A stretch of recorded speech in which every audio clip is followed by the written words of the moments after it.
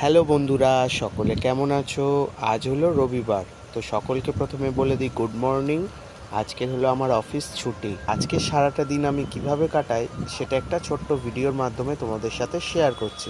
তো চলো প্রথমে আমি ব্রাশটা করে নিই, আর ব্রাশ করতে করতে তোমাদের সঙ্গে গল্প করি। তো সারা সপ্তাহ আমি কাজের মধ্যে থাকি বলে একদম ভিডিও করার টাইম পাই না। তো আজকে যেহেতু রবিবার, সারাটা দিন আমার ফাঁকা রয়েছে, তাই একটু ছোট্ট ভিডিও করলাম। আর তোমরা দেখতেই পাচ্ছ আজকে দিনটা কেমন রোদ ঝলমলে, আর আকাশটাও পরিষ্কার। কিন্তু তোমরা কি জানো কালকে রাত্রেবেলা ঝড় উঠেছিল? আকাশের অবস্থাটা কেমন ছিল তোমরা একবার দেখে নাও। সো গাইস, তোমরা দেখতেই পাচ্ছ আমাদের এখানে ঝড় উঠেছে, যা কারেন্ট চলে গেল। সো গাইস, দেখতে পাচ্ছ কত সুন্দর লাগছে নেচারটা। আমরা অ্যাকচুয়ালি বেরিয়েছিলাম ঠাকুর দেখতে যাবো বলে। ষাটমনীষ আমাদের পাশের গ্রামে হচ্ছে কালী পুজো হচ্ছে, কিন্তু এই বৃষ্টির জন্য আর যাওয়া হলো না। চারিদিকে কারেন্ট চলে গেছে, আর ওই দেখো একটা বাইক।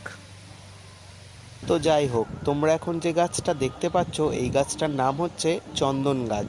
আর এই চন্দন গাছে প্রচুর পরিমাণে দানা হয়। আমরা ছোটবেলা থেকেই এই গাছটা দেখছি এখানে রয়েছে, আর প্রচুর পরিমাণে লাল চন্দনের দানা হয়। তোমরা কি কখনো চন্দন দানা দেখেছো?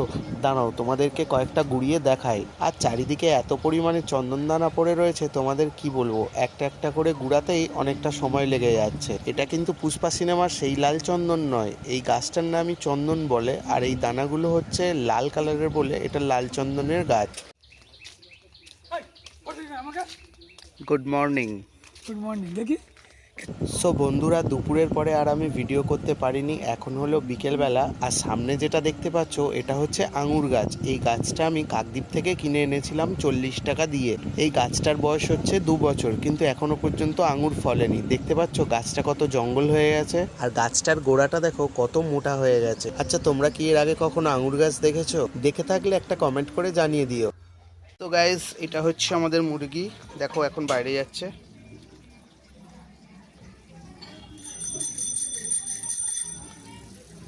ইহি, হে ভগবান, তোমরা দেখলে এর সাহসটা কত। She is so dangerous.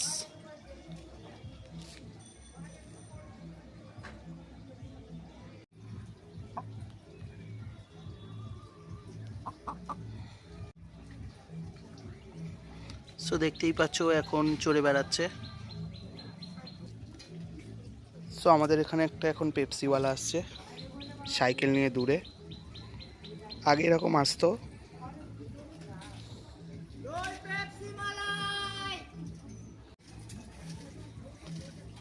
So এরকম আগে দুপুরবেলা অনেক পেপসিওয়ালা আসতো পাড়াতে।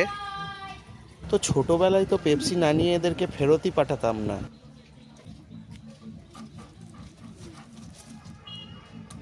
ও এখন কিছু খুঁজছে, মানে পাচ্ছে না।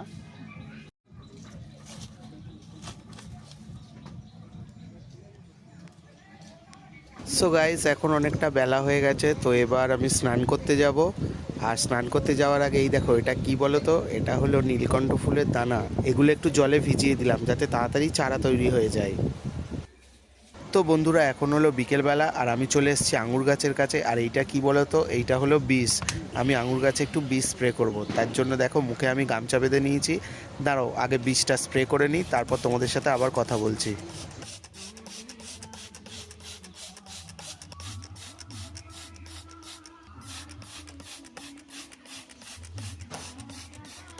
সো বন্ধুরা, বীজটা স্প্রে করতে করতে আঙুর গাছের ভেতরে একটু নড়াচড়া দেখতে পেলাম, আর কাছে গিয়ে দেখি ও বাবা, এই তো একটা সুন্দর বিড়াল বাচ্চা।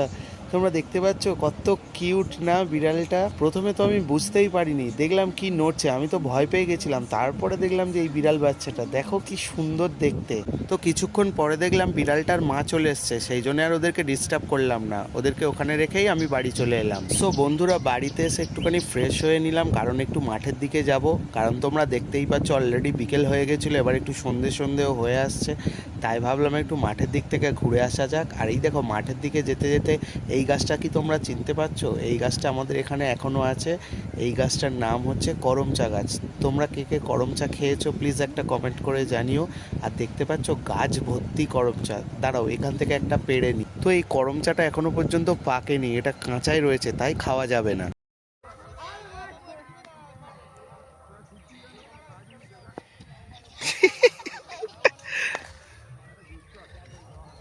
এই তো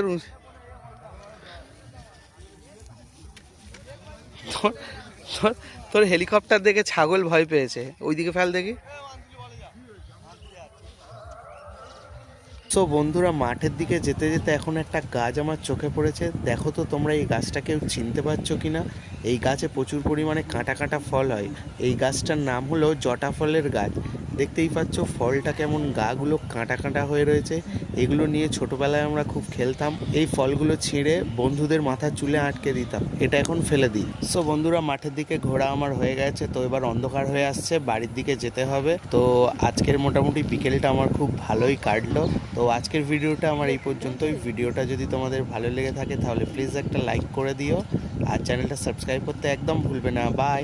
ও হ্যাঁ, আজকে সন্ধ্যেবেলা আমি গাজন শুনতে গিয়েছিলাম, দাঁড়াও একটু ফুটেজ তোমাদের দেখিয়ে দিই।